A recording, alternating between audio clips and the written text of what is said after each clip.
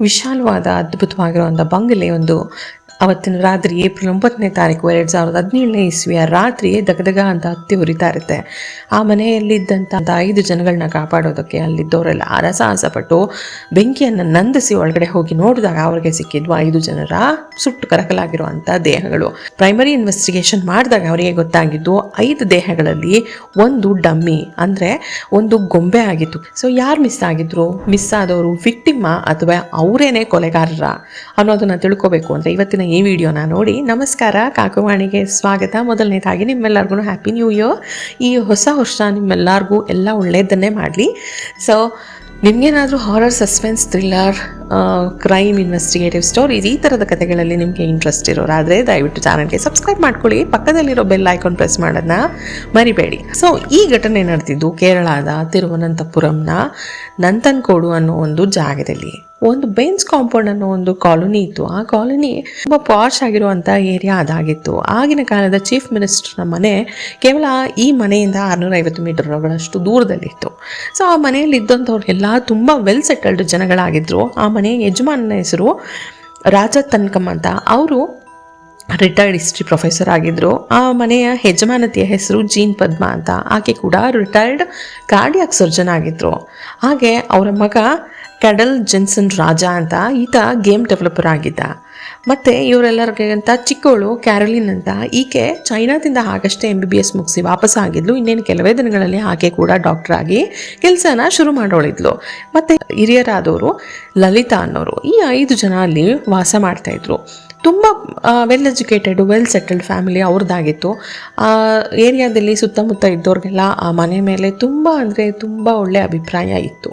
ಈ ಸಿಕ್ಕ 5 ದೇಹಗಳಲ್ಲಿ ಯಾರು ಮಿಸ್ ಆಗಿದ್ದು? ಆ ಮನೆಯ ಯಜಮಾನತಿನ ಮಗನ ಯಾರು ಮಿಸ್ ಆಗಿದ್ರು ಅನ್ನೋದನ್ನ ಪೊಲೀಸ್ನವರು ಕಂಡುಹಿಡಿಬೇಕಾಗಿತ್ತು. ಪೋಸ್ಟ್ ಮಾರ್ಟಮ್ ಆದ ನಂತರ ಈ ಪ್ರಶ್ನೆಗೆ ಉತ್ತರ ಸಿಕ್ಕಿತ್ತು. ಮಿಸ್ ಆಗಿದ್ದವನು ಕೆಡಲ್ ಜೆನ್ಸನ್ ರಾಜ, ಅಂದರೆ ಅವರ ಮಗ. ಸೊ ಇವನನ್ನ ಯಾರಾದರೂ ಕಿಡ್ನಾಪ್ ಮಾಡಿದ್ರಾ ಅಥವಾ ಇವನೇ ಸಾಯಿಸಿದ್ನ ಅನ್ನೋದನ್ನ ಪೊಲೀಸ್ನವರು ಕಂಡುಹಿಡಿಬೇಕಾಗಿತ್ತು. ಇದು ಏನಾಗಿರ್ಬೋದು ಅನ್ನೋದನ್ನ ಕಂಡುಹಿಡಿಯೋದಕ್ಕೆ ಮೊದಲನೇದಾಗಿ ಕೆಡಲ್ ಸಿಗಬೇಕಾಗಿತ್ತು. ಸೊ ಇವನಿಗೋಸ್ಕರ ಎಲ್ಲ ಕಡೆ ತುಂಬ ಡೀಪಾಗಿ ಸರ್ಚ್ ಮಾಡೋದಕ್ಕೆ ಶುರು ಮಾಡ್ತಾರೆ. ಇವನ ಪೋಸ್ಟರ್ಸ್ನ ಇಡೀ ತಿರುವನಂತಪುರಂನಲ್ಲಿ ಎಲ್ಲ ಕಡೆ ಅಂಟಿಸಿರ್ತಾರೆ. ಸೊ ಇವನು ಏಪ್ರಿಲ್ 10ನೇ ತಾರೀಕು ತಂಪನೂರು ಅನ್ನೋ ಒಂದು ರೈಲ್ವೆ ಸ್ಟೇಷನಲ್ಲಿ ಈ ಹುಡುಗ ಇದ್ದಾನೆ ಅಂತ ಅಲ್ಲಿ ಒಬ್ಬರು ಕೆಲಸ ಮಾಡ್ತಿದ್ದಂಥ ಒಬ್ಬ ಉದ್ಯೋಗಿಯಿಂದ ಇವರಿಗೆ ಗೊತ್ತಾಗುತ್ತೆ, ಪೊಲೀಸ್ನವ್ರಿಗೆ. ಅವನು ಹಾಕಿದ್ದಂಥ ಪೋಸ್ಟನ್ನ ನೋಡಿ ಇನ್ಫಾರ್ಮ್ ಮಾಡ್ತಾರೆ. ಆ ತಕ್ಷಣ ಪೊಲೀಸ್ನವರು ಆ ತಂಪನೂರು ರೈಲ್ವೆ ಸ್ಟೇಷನ್ಗೆ ಹೋಗಿ ನೋಡಿದಾಗ ಅದು ಕೆಡಲಾಗಿತ್ತು. ಕೆಡಲ್ ಜೆನ್ಸನ್ ರಾಜ ಏನು ಮಿಸ್ ಆಗಿದ್ದ ಅವನು ಸಿಕ್ಕಿರ್ತಾನೆ.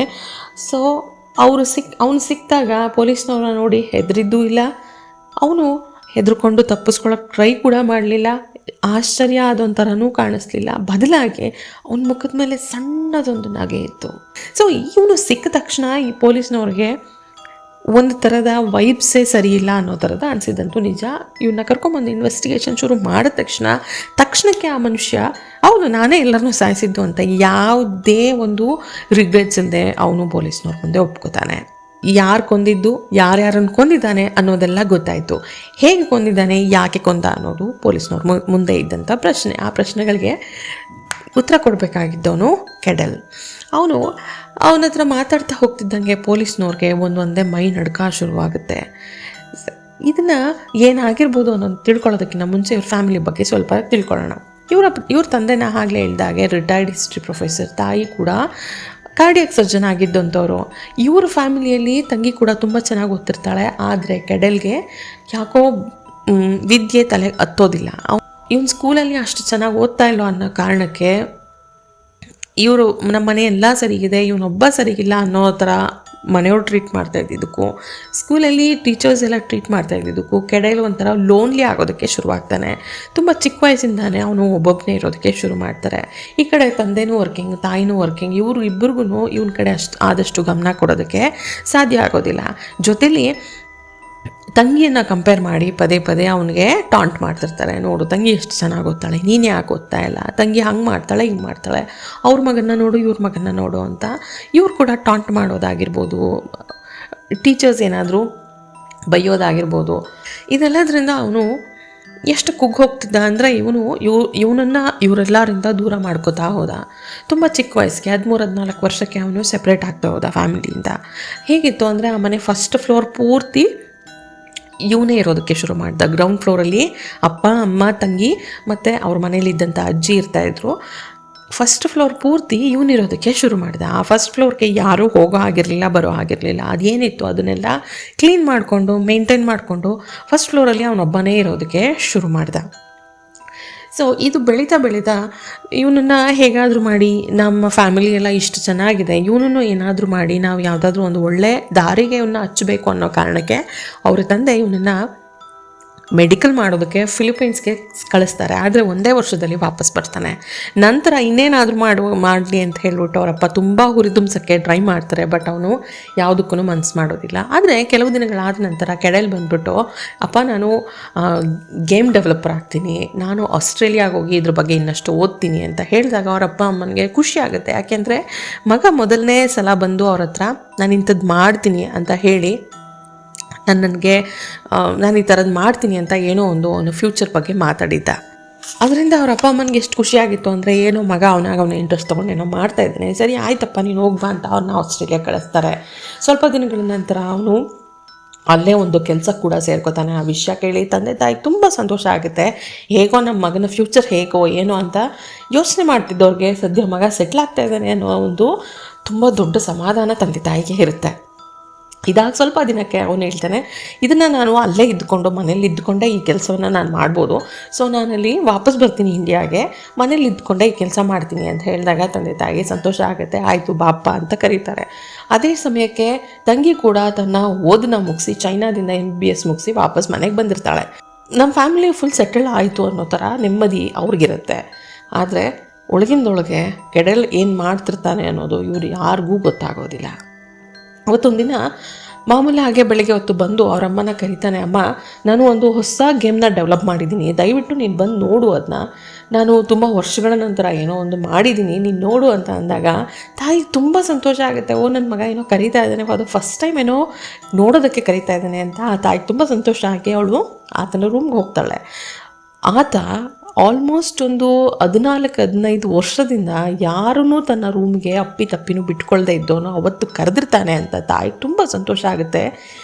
ಯಾವುದೇ ಥರದರಲ್ಲೂ ಯೋಚನೆ ಮಾಡದೆ ಆಕೆ ಹೋಗಿ ಅವನು ಹೇಳಿದ ಜಾಗದಲ್ಲಿ ಕೂತು, ಅವನೇನೋ ಒಂದು ಸಿಸ್ಟಮಲ್ಲಿ ಕಂಪ್ಯೂಟರ್ಗೆ ಹಾಕ್ಕೊಡ್ತಾನೆ, ಅದನ್ನು ಕಂಪ್ಯೂಟರ್ನೇ ನೋಡ್ತಾ ಆಕೆ ಕೂತಿರ್ತಾಳೆ. ಹಿಂದೆಯಿಂದ ಒಂದು ಕೊಡ್ಲಿಯನ್ನು ತಗೊಂಡು ಅವನು ಕೆಡೆಲ್ ರಾಜ ಏನಿರ್ತಾನೆ, ಕೆಡೆಲ್ ಜೆನ್ಸನ್ ರಾಜ, ಅವನ ತಾಯಿ ಮೇಲೆ ಹೊಡಿತಂತ, ತಾಯಿ ತಲೆಗೆ ಹೊಡಿತಾನೆ. ರಿಯಾಕ್ಟ್ ಮಾಡೋಕ್ಕೆ ಕೂಡ ಪಾಪ ಆ ತಾಯಿಗೆ ಅವನಿಗೆ ಆ ತಾಯಿಗೆ ಟೈಮ್ ಸಹಿತ ಕೊಡಲ್ಲ. ಅವನು ಮೇಲೆ ಮೇಲೆ ಮೇಲೆ ಮೇಲೆ ಎಷ್ಟು ಹೊಡಿತಾನೆ ಅಂದರೆ ಆಕೆ ಉಸಿರಾಡೋದು ನಿಲ್ಲಿಸೋ ತನಕನೂ ಹೊಡಿತಾನೆ. ಆಕೆ ಕೂಗಾಗಲಿ ಏನು ಆಚೆ ಕೇಳಿಸೋದೇ ಇಲ್ಲ. ಯಾಕೆ ಅಂದರೆ ಅವ್ನ ರೂಮಲ್ಲಿ ಜೋರಾಗಿ ಮ್ಯೂಸಿಕ್ನ ಪ್ಲೇ ಮಾಡಿರ್ತಾನೆ. ಅವ್ರ ತಾಯಿ ದೇಹವನ್ನು ಬಾತ್ರೂಮ್ ಒಳಗಡೆಗೆ ಸೇರಿಸ್ತಾನೆ, ಅಲ್ಲೆಲ್ಲ ಬಿದ್ದಿದ್ದು ರಕ್ತವನ್ನು ಕ್ಲೀನ್ ಮಾಡ್ತಾನೆ. ಕ್ಲೀನ್ ಮಾಡಿ ನಾರ್ಮಲ್ ಆಗಿ ಕೆಳಗಡೆ ಇಳಿದು ಬರ್ತಾನೆ. ಅಲ್ಲಿ ತಂಗಿ ಮತ್ತು ತಂದೆ ಇಬ್ಬರು ಕೂತಿರ್ತಾರೆ. ಅವರಿಬ್ಬರು ಕೇಳ್ತಾರೆ, ಅಮ್ಮ ಎಲ್ಲಿ ಅಂತ. ನಾನೊಂದು ಗೇಮ್ ಡೆವಲಪ್ ಮಾಡಿದ್ದೀನಿ, ಅಮ್ಮ ಅದನ್ನು ನೋಡ್ತಾ ಇದ್ದಾರೆ, ತಿಂಡಿ ತಿನ್ನೋಣ, ಆಮೇಲಿಂದ ನಿಮಗೂ ತೋರಿಸ್ತೀನಿ ಅಂತ ಹೇಳ್ತಾನೆ. ಮೇ ಬಿ ಏನೋ ಇರ್ಬೋದು ಅನ್ನೋ ಥರ ಅವರು ಆಶ್ಚರ್ಯನೂ ಆಗುತ್ತೆ.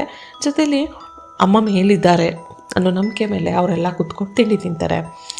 ಕೆಡೆಲ್ ಅವರೆಲ್ಲ ಜೊತೆ ಕೂತ್ಕೊಂಡು ಸಮಾಧಾನವಾಗಿ ತಿಂಡಿ ತಿಂತಾನೆ. ಅದಾದಮೇಲೆ ತಂದೆ ಏನು ಕರೀತಾನೆ, ನಾನೊಂದು ಗೇಮ್ ಡೆವಲಪ್ ಮಾಡಿದ್ದೀನಿ, ಪಾಪ ನೋಡು ಅಂತ. ಅವರಪ್ಪ ಅರ್ಧಂಬರ್ಧ ಮನಸ್ಸಲ್ಲಿ ಮೇಲಕ್ಕೆ ಹೋಗ್ತಾರೆ. ಸೇಮ್ ಅವರಮ್ಮನ ಹೇಗೆ ಕೂರಿಸ್ತಾನೆ ಹಾಗೆ ಚೇರ್ ಮೇಲೆ ಕೂರಿಸ್ತಾನೆ. ಅವರಪ್ಪ ಕಂಪ್ಯೂಟರ್ ಸ್ಕ್ರೀನೇ ದುರ್ಗುಟ್ಕೊಂಡು ನೋಡಬೇಕಾದ್ರೆ ಹಿಂದೆಯಿಂದ ಕೊಡ್ಲಿಯಿಂದ ಕೊಚ್ಚಿ ಅವರಪ್ಪನ ಕೂಡ ಸಾಯಿಸ್ತಾನೆ. ಆದರೆ ಈ ಸಲ ಅವನು ಎಷ್ಟು ರೆಸ್ಟ್ಲೆಸ್ ಆಗಿರ್ತಾನೆ ಅಂದರೆ, ಅವರಪ್ಪನ ದೇಹ ತೊಗೊಂಡೋಗಿ ಬಾತ್ರೂಮಿಗೆ ಹಾಕಿ ಅದೇನು ರಕ್ತ ಬಿದ್ದಿರುತ್ತೆ ಅದೇನೂ ಕ್ಲೀನ್ ಮಾಡಲ್ಲ. ಹಾಗೆ ಬಂದು ಬಾ ನಿನಗೂ ತೋರಿಸ್ತೀನಿ ಗೇಮ್ ನಾನು ಏನು ಡೆವಲಪ್ ಮಾಡಿದ್ದೀನಿ ಅನ್ನೋದನ್ನ ತೋರಿಸ್ತೀನಿ ಬಾ ಅಂತ ತಂಗಿನ ಕರೀತಾನೆ. ತಂಗಿ ಅಪ್ಪ ಅಮ್ಮ ಮೇಲಿದ್ದಾರೆ, ಅಣ್ಣ ಕರೀತಾ ಇದ್ದಾರೆ ಅಂತ ಅಂದ್ಕೊಂಡು ತಂಗಿ ಹೋಗ್ತಾಳೆ. ಆ ತಕ್ಷಣಕ್ಕೆ ರೂಮಿಗೆ ಒಂದು ಹೆಜ್ಜೆ ಇಟ್ಟ ತಕ್ಷಣ ಆ ಗೋಡೆ ಮೇಲೆ ಬಿದ್ದಿರೋ ರಕ್ತ, ನೆಲದ ಮೇಲೆ ಬಿದ್ದಿರೋ ರಕ್ತನೆಲ್ಲ ನೋಡಿದ ತಕ್ಷಣ ಗೊತ್ತಾಗುತ್ತೆ. ಅವಳು ಆ ತಕ್ಷಣಕ್ಕೆ ಓಡಬೇಕು ಅಂತ ಅನ್ಕೋತಾಳೆ. ಆ ಕೊಡ್ಲಿಯಿಂದ ಹಿಂದೆ ಕತ್ತಿಗೆ ತಲೆಗೆ ಹೊಡಿತಾನೆ. ಬಟ್ ಆ ಹೇಟ್ ಅಷ್ಟು ನೀಟಾಗಿ ಬೀಳಲ್ಲ. ಅವಳು ಕತ್ತನ್ನ ಕೊಯ್ದು ಬಿಡ್ತಾನೆ. ಆಕೆ ಕೂಡ ನಿಧಾನವಾಗಿ ಒದ್ದಾಡ್ತಾ ಪ್ರಾಣ ಬಿಡ್ತಾಳೆ. ಅವಳ ದೇಹವನ್ನು ಕೂಡ ಬಾತ್ರೂಮಿಗೆ ಹೇಳ್ಕೊಂಡೋಗಿ ಹಾಕಿ ಏನೂ ಹಾಗೇ ಇಲ್ಲ ಅನ್ನೋ ಹಾಗೆ ಕೆಡಲಿರೋದಕ್ಕೆ ಶುರು ಮಾಡ್ತಾನೆ. ಅವತ್ತು ರಾತ್ರಿನೇ ಹತ್ತಿರದ ಒಂದು ರೆಸ್ಟೋರೆಂಟಿಂದ 5 ಪ್ಲೇಟ್ ಊಟನ ಆರ್ಡ್ರ್ ಮಾಡ್ತಾನೆ. 5 ಪ್ಲೇಟ್ ಊಟನ ತರಿಸಿ ಅವ್ರ ಅಜ್ಜಿಗೂ ಕೊಟ್ಟು ಅವನು ಊಟ ಮಾಡ್ತಾನೆ. ಅವ್ರ ಅಜ್ಜಿ ಮತ್ತು ಮಾರನೇ ದಿನ ಅವ್ರ ಮನೆ ಕ್ಲೀನ್ ಮಾಡೋಕ್ಕೆ ಮನೆ ಕೆಲಸದವಳು ಬಂದಾಗ ಮನೆಯವರೆಲ್ಲ ಎಲ್ಲೋದ್ರು ಅಂತ ಕೇಳಿದಾಗ ಅವರು ರಿಲೇಟಿವ್ ಮನೆಗೆ ಹೋಗಿದ್ದಾರೆ, ಕನ್ಯಾಕುಮಾರಿಗೆ ಹೋಗಿದ್ದಾರೆ ಅಂತ ಅವನು ಹೇಳ್ತಾನೆ. ಜೊತೆಲಿ ಇನ್ನೊಂದು ಮಾತು ಹೇಳ್ತಾನೆ, ಆದಷ್ಟು ಬೇಗ ಅಜ್ಜಿನೂ ಮೋಸ್ಟ್ಲಿ ಹೋಗ್ತಾರೆ ಅನಿಸುತ್ತೆ ಕನ್ಯಾಕುಮಾರಿಗೆ ಅಂತ ಹೇಳ್ತಾನೆ. ಸೊ ಇವನು ಆ ಥರ ಹೇಳಿದಾಗ ಅವರು ಮನೆಗೆ ಬಂದಿದ್ದಂಥ ಕೆಲಸದೊಳಗೆ ಯಾವುದೇ ರೀತಿ ಡೌಟ್ ಬರಲ್ಲ, ಅವಳು ವಾಪಸ್ ಹೋಗ್ತಾಳೆ. ಮಾರನೇ ದಿನ ಮನೆ ಕೆಲಸಕ್ಕೆ ಹೋಗೋ ಅಷ್ಟೊತ್ತಿಗೆ ಅವ್ರ ಅಜ್ಜಿ ಕೂಡ ಅಲ್ಲಿ ಇರೋದಿಲ್ಲ. ಅವ್ರ ಅಜ್ಜಿಗೆ ನೀಟಾಗಿ ಕಣ್ಣು ಕಾಣಿಸ್ತಾ ಇರಲ್ಲ, ಕಿವಿ ಕೇಳಿಸ್ತಾ ಇರಲ್ಲ, ಜೊತೆಗೆ ನೀಟಾಗಿ ನಡೆಯೋಕ್ಕೆ ಕೂಡ ಆಗ್ತಿರಲ್ಲ. ಅದಕ್ಕೋಸ್ಕರ ಆ ಅಜ್ಜಿನ ಆಕೆ ರೂಮ್ನಲ್ಲೇ ಸಾಯಿಸಿ ಅಲ್ಲಿದ್ದಂಥ ಒಂದು ಅಟ್ಯಾಚ್ಡ್ ಬಾತ್ರೂಮಲ್ಲಿ ಆಕೆಯ ದೇಹವನ್ನು ಬ್ಲ್ಯಾಂಕೆಟ್ನಲ್ಲಿ ಸುತ್ತಿ ಬಚ್ಚಿಟ್ಟಿರ್ತಾನೆ. ನಂತರ ಆ ರೂಮಿಗೆ ಲಾಕ್ ಮಾಡ್ತಾನೆ. ಸೊ ನೆಕ್ಸ್ಟ್ ಡೇ ಮೇಡ್ ಬಂದಾಗ ಆ ರೂಮ್ ಲಾಕ್ ಆಗಿರುತ್ತೆ. ಅಜ್ಜಿ ಎಲ್ಲಿ ಅಂತ ಕೇಳಿದಾಗ ಅವರು ಕನ್ಯಾಕುಮಾರಿಗೆ ಹೋದರು ಅಂತ ಹೇಳ್ತಾನೆ. ಸೊ ಮೇಡ್ ಅದನ್ನು ನಂಬ್ಕೊಂಡು ಅವಳು ಕೆಲಸ ಮಾಡ್ಕೊಂಡು ಅವಳು ಹೋಗ್ತಿರ್ತಾಳೆ. ದಿನ ಮೇಡ್ ಬರೋದು ಹೋಗೋದು ನಡೀತಾ ಇರುತ್ತೆ. ಇದೆಲ್ಲ ನಡೆಯೋದು 5-6ನೇ ತಾರೀಕಿನಲ್ಲಿ. ಅದಾದ ನಂತರ ಏಪ್ರಿಲ್ 8ನೇ ತಾರೀಕಿನಷ್ಟರಲ್ಲಿ ಅಲ್ಲಿ ಏನು ದೇಹಗಳನ್ನ ಇಟ್ಟಿದ್ದ ಅದೆಲ್ಲ ನಿಧಾನವಾಗಿ ಕೊಳೆಯೋದಕ್ಕೆ ಶುರುವಾಗ್ತಿರುತ್ತೆ, ಸ್ಮೆಲ್ ಬರೋದಕ್ಕೆ ಶುರುವಾಗ್ತಿರುತ್ತೆ. ಅಲ್ಲಿ ತುಂಬ ಹ್ಯುಮಿಡಿಟಿ ಇದ್ದಂಥ ಕಾರಣ ಡಿಕಂಪೋಸ್ ಆಗೋದಕ್ಕೆ ಶುರುವಾಗುತ್ತೆ ಆವಾಗ.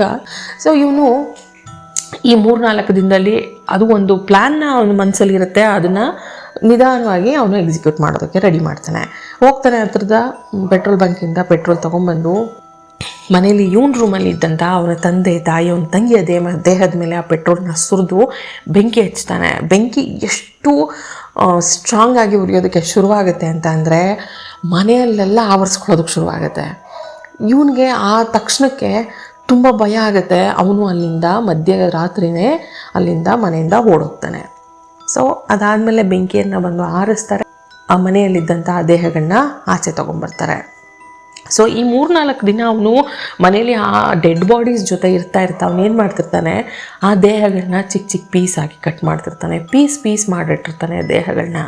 ಅಜ್ಜಿಯ ದೇಹನ ಕೆಳಗಡೆ ಆಕೆಯದ್ದೇ ರೂಮ್ನಲ್ಲಿ ಒಂದು ಬ್ಲ್ಯಾಂಕೆಟಲ್ಲಿ ಸುತ್ತಿ ಬಾತ್ರೂಮ್ನಲ್ಲಿ ಬಚ್ಚಿಟ್ಟಿರ್ತಾನೆ. ತಂದೆ ತಾಯಿ ಮತ್ತು ತಂಗಿಯ ದೇಹಗಳನ್ನ ಅವನ ರೂಮಲ್ಲಿ ಇಟ್ಕೊಂಡು ಅವನ್ನ ಪೀಸ್ ಮಾಡಿರ್ತಾನೆ. ಸೊ ಇದನ್ನೆಲ್ಲ ಅವನು ಪೊಲೀಸ್ನವ್ರ ಹತ್ರ ಹೇಳಬೇಕಾದ್ರೆ ಪೊಲೀಸ್ನವ್ರಿಗೆ ವಿಚಿತ್ರ ಅನಿಸ್ಬಿಡುತ್ತೆ, ಇವನ ಮೇಲೆ ಅಸಹ್ಯ ಅಂತಲೂ ಅನ್ಸೋದಕ್ಕೆ ಶುರುವಾಗುತ್ತೆ. ಸೊ ಇದನ್ನೆಲ್ಲ ಏನಕ್ಕೆ ಮಾಡ್ರಿ ಅಂತ ಪೊಲೀಸ್ನವರು ಕೇಳಿದಾಗ ಸೊ ಇವನು 13-14ನೇ ವರ್ಷಕ್ಕೇ ಅವರ ಮನೆಯವರಿಂದ ದೂರ ಆಗೋದಕ್ಕೆ ಶುರುವಾಗಿರ್ತಾನೆ. ಅವನು ಇಂಟರ್ನೆಟ್ಟಲ್ಲಿ ಅವನು ತುಂಬ ಹೊತ್ತಿನ ತನಕ ಇರೋದು, ಅವನು ಏನು ಮಾಡ್ತಿದ್ದಾನೆ ಅಂತ ಯಾರೂ ನೋಡದೇ ಇರೋದು, ಇದೆಲ್ಲದು ಅವನಿಗೆ ಎಷ್ಟರ ಮಟ್ಟಕ್ಕೆ ಒಂದು ಪ್ಲಸ್ ಪಾಯಿಂಟ್ಸ್ ಆಗುತ್ತೆ ಅಂದರೆ ಅವನು ಕೆಟ್ಟ ದಾರಿ ಹಿಡಿಯೋದಕ್ಕೆ. ಮಕ್ಕಳು ಏನು ನೋಡ್ತಾ ಇದ್ದಾರೆ, ಏನು ಮಾಡ್ತಾ ಇದ್ದಾರೆ ಅಂತ ಒಂದು ನೀಟಾಗಿ ತಂದೆ ತಾಯಿಗಳು ಅವ್ರನ್ನ ಅಬ್ಸರ್ವ್ ಮಾಡ್ತಾ ಇದ್ದು ಅವ್ರು ಸರಿ ದಾರಿಯಲ್ಲಿದ್ದಾರಾ ಅಂತ ನೋಡದೇ ಇದ್ದಾಗ ಮಕ್ಕಳು ಈ ಥರ ಹಾದಿ ತಪ್ತಾರೆ ಅನಿಸುತ್ತೆ. 13-14ನೇ ವರ್ಷಕ್ಕೆ ಎಕ್ಸೆಸಿವ್ ಆಗಿ ಇಂಟರ್ನೆಟ್ನ ಯೂಸ್ ಮಾಡೋದನ್ನ ಶುರು ಮಾಡಿದ್ದ ಕೆಡೆಲ್ ಜೆನ್ಸನ್ ರಾಜ್. ಜೊತೆಲಿ ಅವನು ಯಾವುದೆಲ್ಲ ನೋಡಬಾರ್ದಿತ್ತು ಆ ವಯಸ್ಸಿಗೆ ಅವನು ನೋಡಿ ಆಗಿತ್ತು.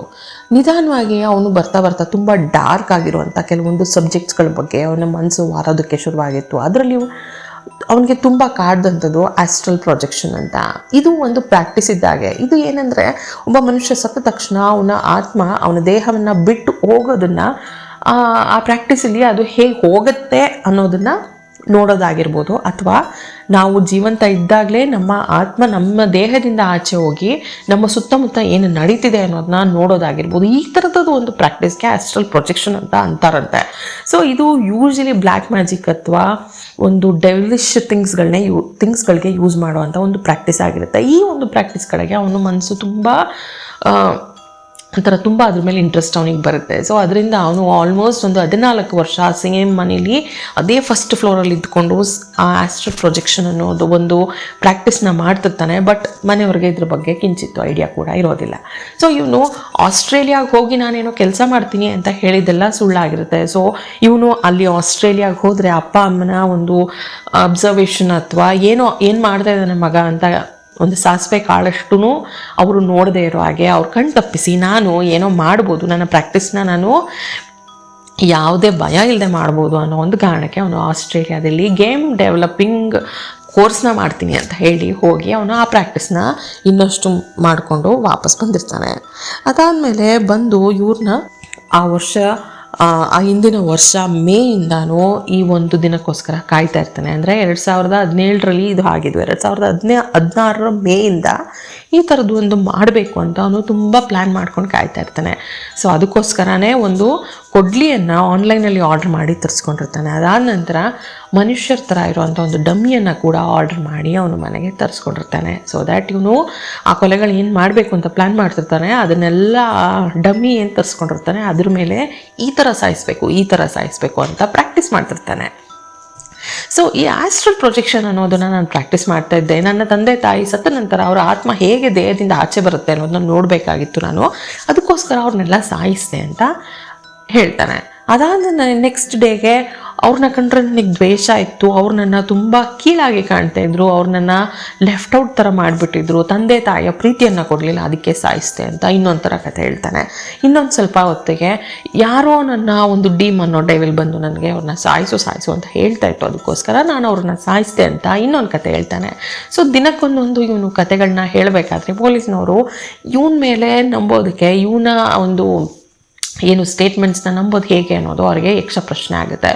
ಈಗಿದ್ದವ್ರನ್ನ ಕರ್ಕೊಂಡು ಪೊಲೀಸ್ನವರು ಕೋರ್ಟ್ ಮುಂದೆ ಸಬ್ಮಿಟ್ ಮಾಡಿದಾಗ ಅವರು ಹೇಳೋದು ಇವನು ಮೆಂಟಲಿ ಅನ್ಸ್ಟೇಬಲ್ ಆಗಿದ್ದಾನೆ, ಇವನ್ನ ಹಾಸ್ಪಿಟಲ್ಗೆ ಸೇರಿಸಿ ಅಂತ ಹೇಳ್ತಾರೆ. ಸೊ ಅಲ್ಲಿ ಟ್ರಿವೆಂಡ್ರಮ್ನಲ್ಲಿ ಒಂದು ಮೆಡಿಕಲ್ ಸೆಂಟರ್ಗೆ ಅವನ್ನ ಸೇರಿಸ್ತಾರೆ. ಅಲ್ಲಿ ಕೆಲವೊಂದು ಟೈಮು ಸ್ವಲ್ಪ ದಿನಗಳ ಕಾಲ ಅವನು ಟ್ರೀಟ್ಮೆಂಟ್ ತೊಗೊಂಡು ವಾಪಸ್ ಅವನು ಜೈಲಿಗೆ ಬಂದಾಗ ಜೈಲಿನಲ್ಲಿ ಇದ್ದಂಥ ಅವನ ಜೊತೆ ಆ ಜೈಲಿನಲ್ಲಿ ಇದ್ದಂಥ ಕೆಲವೊಬ್ಬರ ಮೇಲೆ ಹಲ್ಲೆ ಮಾಡಿ ಅವ್ರ ಜೀವ ತೆಗೆಯೋದಕ್ಕೆ ಹೋದಾಗ ಇವನನ್ನು ಆದಷ್ಟು ಒಬ್ಬನ್ನೇ ಇರಿಸೋದೇ ಒಳ್ಳೆಯದು ಅಂತ ಅವನ್ನ ಸಾಲಿಟರಿ ಸೆಲ್ಗೆ ಹಾಕ್ತಾರೆ. ಅವನು ಒಬ್ಬನೇ ಇರಿಸ್ತಾನೆ. ಸೊ ಜೈಲಿನಲ್ಲಿದ್ದಂಥ ಅಧಿಕಾರಿಗಳಿಗೆ ಇವನನ್ನು ಹುಷಾರಾಗಿ ನೋಡ್ಕೊಳ್ಳೋದು, ಇವನು ಯಾರಿಗೂ ಏನು ಮಾಡದೇ ಇರೋ ಹಾಗೆ, ಇವನನ್ನ ಏನು ಮಾಡ್ಕೊಳ್ದೇ ಇರೋ ಹಾಗೆ ಅವನ್ನ ಕಾಯೋದೇ ಒಂದು ಕೆಲಸ ಆಗಿರುತ್ತೆ. ಟ್ರಿವೆಂಡ್ರಮ್ಮಲ್ಲಿರುವಂಥ ಒಂದು ಮೆಡಿಕಲ್ ಸೆಂಟ್ರಲ್ಲಿ ತುಂಬ ದಿನಗಳ ತನಕ ಟ್ರೀಟ್ಮೆಂಟ್ನ ತೊಗೊಳ್ತಾ ಇರ್ತಾನೆ. ತುಂಬ ವರ್ಷಗಳ ಆದಮೇಲೆ ಇವನು ಕೇಸ್ ಟ್ರಯಲ್ ಎಲ್ಲ ಕೋರ್ಟಿಗೆ ಬಂದು ಇದೇ 2025 ಮೇ ತಿಂಗಳಲ್ಲಿ ಇವನಿಗೆ ಶಿಕ್ಷೆಯನ್ನು ಕೂಡ ಕೊಡ್ತಾರೆ. ಲೈಫ್ ಇಂಪ್ರಿಸನ್ಮೆಂಟ್ ಅಂದರೆ ಜೀವಾವಧಿ ಶಿಕ್ಷೆಯನ್ನು ಕೊಡ್ತಾರೆ. ಹಾಗೆ 15 ಲಕ್ಷ ದಂಡವನ್ನು ಕೂಡ ಹಾಕ್ತಾರೆ. ಈಗ ಕೂಡ ಕೆಡೆಲ್ ರಾಜ ಕೇರಳದ ಯಾವುದೋ ಒಂದು ಜೈಲಿನಲ್ಲಿ ಇದ್ದಾನೆ, ಜೀವವಾದಿ ಶಿಕ್ಷೆಯನ್ನು ಅನುಭವಿಸ್ತಾ ಇದ್ದಾನೆ. ಸೊ ಇದನ್ನು ನೋಡಿದಾಗ ತಂದೆ ಕೂಡ ಎಜುಕೇಟೆಡ್, ತಾಯಿ ಕೂಡ ಎಜುಕೇಟೆಡ್, ಮನೇಲಿ ಇಬ್ಬರು ಡಾಕ್ಟರ್ಸ್ ಇದ್ದರು, ಬಟ್ ಸ್ಟಿಲ್ ಈತನ ಒಂದು ಮೆಂಟಲ್ ಹೆಲ್ತ್ ಬಗ್ಗೆ ಅವರು ಯಾಕೆ ಗಮನ ಕೊಡಲಿಲ್ಲ ಅಂತ ಈಗ ಕೂಡ ಕ್ವೆಶನ್ ಮಾರ್ಕ್ ಆಗಿರುತ್ತೆ.